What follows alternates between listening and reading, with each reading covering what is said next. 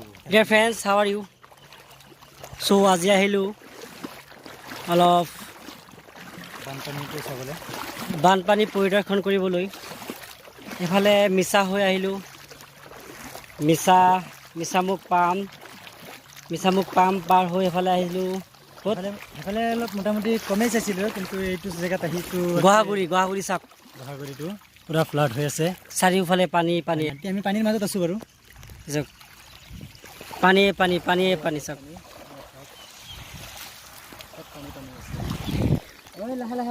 এয়া চাওক, একমাত্ৰ পথ গাঁৱত সোমাবলৈ এটাই মাত্ৰ পথ। এই পথটোৱেই পানীয়ে হেৰি কৰি দিছে, কি কয়, বন্ধ কৰি দিছে।